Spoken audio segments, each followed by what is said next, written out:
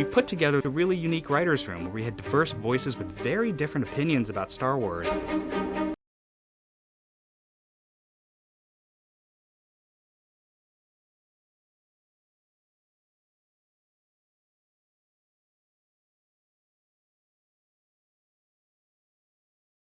Oh shit, here we go again.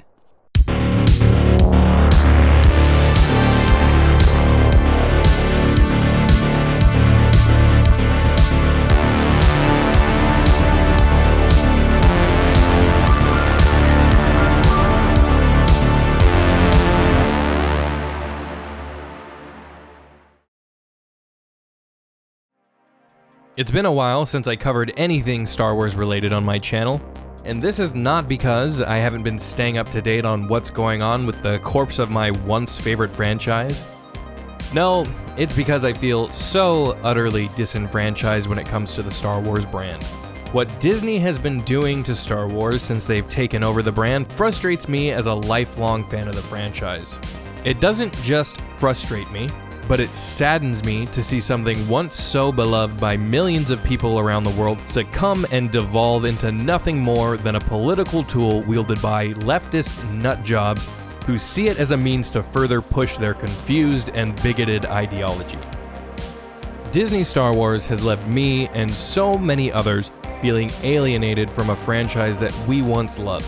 Just take a look at the fandom menace, a large group of Star Wars fans who want to love and continue to love Star Wars, but are constantly told by neo-Disney Star Wars fans and Disney themselves that we're no longer wanted in the franchise. Right, because we're the ones that are the problem, not crazy, insane, toxic Reylos, which is the fan base that Disney seems hell-bent on catering to these days. The real toxic fans, which I hesitate to even call them fans, due to the fact that they'll just jump on any bandwagon in any franchise as long as it's woke enough for them, and they're characters that they can ship and totes like see together. My faith in Disney handling Star Wars competently has been murdered and buried in the backyard behind the shed after the shit show that was The Last Jedi, and let's not forget the rise of Skywalker. Now, though, we get something new. Perhaps a fresh start is coming for Star Wars.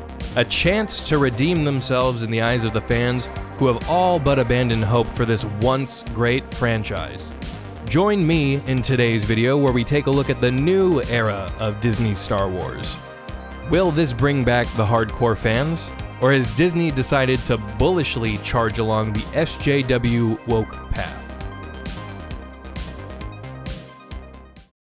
On February 24th, Disney unveiled their new big plans for Star Wars with what was previously called Project Luminous, now dubbed Star Wars: The High Republic.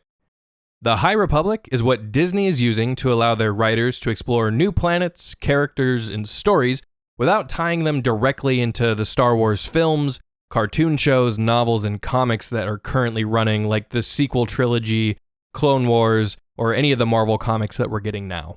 This era takes place only 200 years before The Phantom Menace, and as Kathleen Kennedy has put it, allows us to see the Jedi at their peak. Not really sure what it means to be at their peak. Pretty sure that was what we saw in the Clone Wars, but I guess only time will tell. Kathleen Kennedy likes to talk out of her ass, so we'll see what ends up happening with that. Before we go into what stories have been announced and who the writers are, which prepare yourself for that, it's yeah, you'll see. I'd like to take some time to share my thoughts on this era and just the announcement in general. As I stated in the introduction of this video, I feel incredibly disenfranchised with Star Wars. I do not trust the higher-ups over at Disney and Lucasfilm. It's apparent that Star Wars is being run by people who fundamentally do not understand what Star Wars is, nor do they seem to even care. With that being said, however, I am a huge fan of the Old Republic and the earlier historic aspects of Star Wars. And while the old canon is now legend, this is closer to the direction that I was hoping Disney was going to go in after they got done butchering both the original trilogy and the sequel trilogy. We finally really did it. You maniac! You blew it up! Oh, damn you! God damn you all to hell!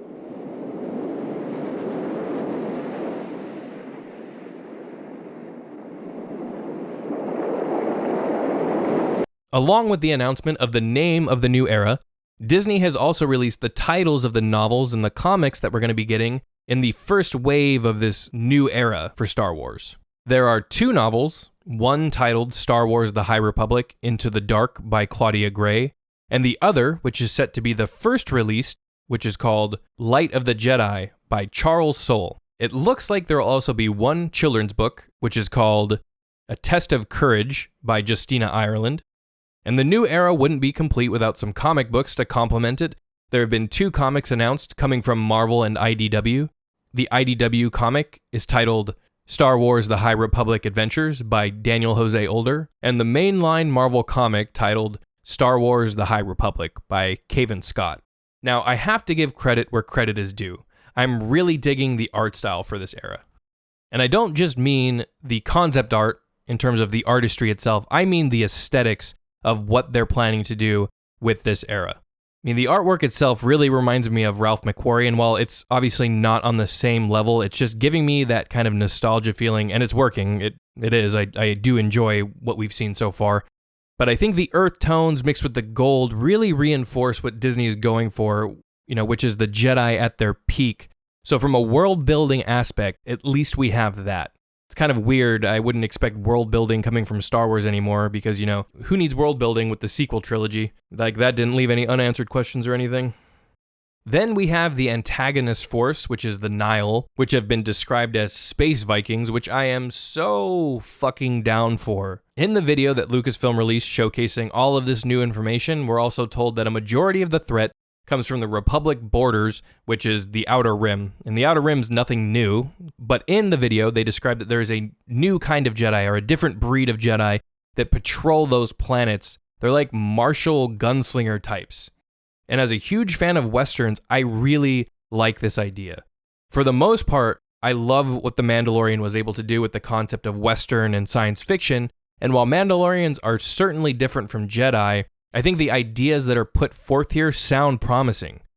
One issue I see arising, though, from a lore standpoint is just how little time they've given themselves between this era and the prequels. 200 years really isn't that long, especially when you have species that can live for hundreds, if not thousands of years. For example, Yoda is alive and well. How is he going to tie into this? This would certainly be fresh in Yoda's mind when it comes to the prequels, so I'm not convinced how they're really going to tie this in. I really just hope that they leave Yoda alone and they just work with what they're trying to create. At least then, if and most likely when they fuck it up, people won't care as much. This is what Disney and Lucasfilm are banking on to be their ticket to new films, TV shows, and obviously more expanded universe content. And with a solid creative team, I really feel like this could be the start of something interesting. And it's gone! Here's where things take a very, very sharp turn into absolute absurdity, and it makes it all but impossible to feel a sense of dread that these utter morons will be writing these works for the new era of Star Wars. Let's just start with taking a look at the whiteboard. Of course, with moronic writers like these ones on this so-called creative team, they would put diversity above things like an actual ending and relatable characters.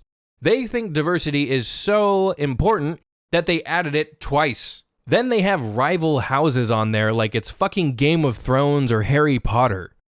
This is going to be the same exact situation where you have people like Rian Johnson who know nothing about Star Wars. People who do not care about Star Wars, and they treat it as if it's nothing more than a platform for them to peddle their disgusting SJW identity politics. How about we become acquainted with some of the idiots writing these stories, shall we?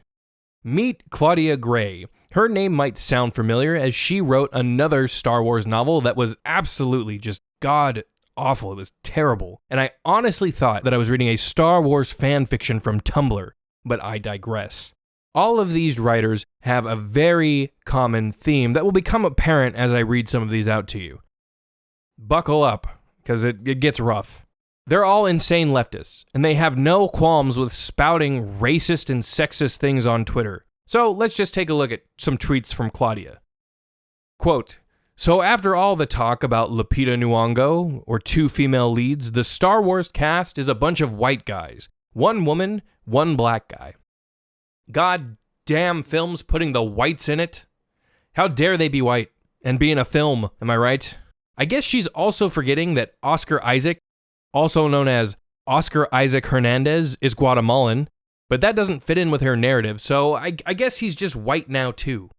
Talk about whitewashing in Hollywood, am I right? Oh, and I guess she has no problem that the lead is a white British woman, but I guess Mare Sue gets a pass because she has boobies. Here's another big brain tweet from Claudia. Yeah, I think it speaks for itself there. Get ready for more though, because it doesn't end with her. Next up is Justina, and she seems to be just as obsessed with talking shit about white people as well. I don't understand what it is with these SJW fools. I guess all white people just hate minorities. Why would anyone be mad about the Harriet Tubman film? I haven't seen it myself, but it seems to have scored decently well according to IMDb. Take that with a grain of salt, mind you. And I don't remember white people flipping out that the film was being released. Just get a load of this tweet. Making Ariel black is reparations? What the fuck are you talking about? This insufferable cunt has completely lost her mind. I'm sure MLK and Malcolm X are resting peacefully, knowing their battles that they fought for civil rights has now been achieved because, thank God, Ariel is being portrayed by a black actress. Don't worry, it's not just the women in the writing room who have lost their minds. I have to be inclusive and make sure I add the men, right? Daniel Jose Older is perhaps the worst out of all of these people.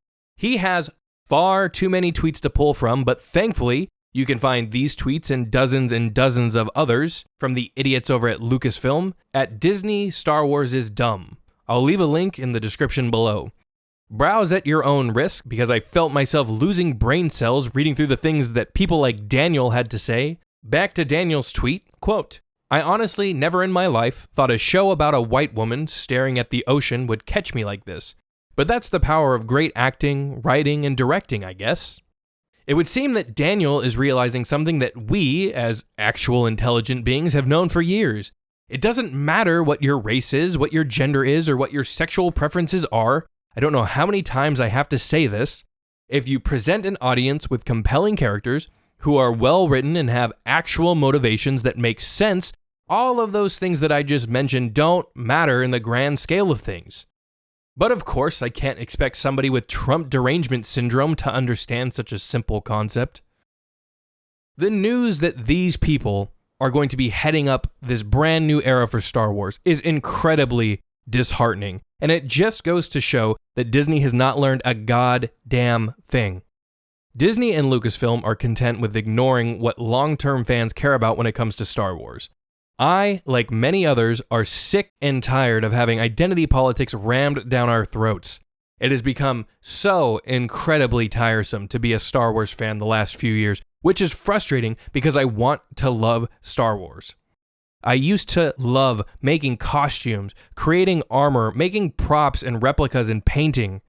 But I've lost that passion due to Disney's mismanagement of the franchise and the way they've treated their core fans. The High Republic is a far cry from the Old Republic content that I would have liked to have seen just a few short years ago. Now, however, I don't want Disney getting anywhere near the Old Republic. Their incompetence knows no bounds, and they would only further destroy more great content that fans hold so dearly in their minds and in their hearts. To close out this video, I want to say that I don't want bad Star Wars content. I don't think anybody does.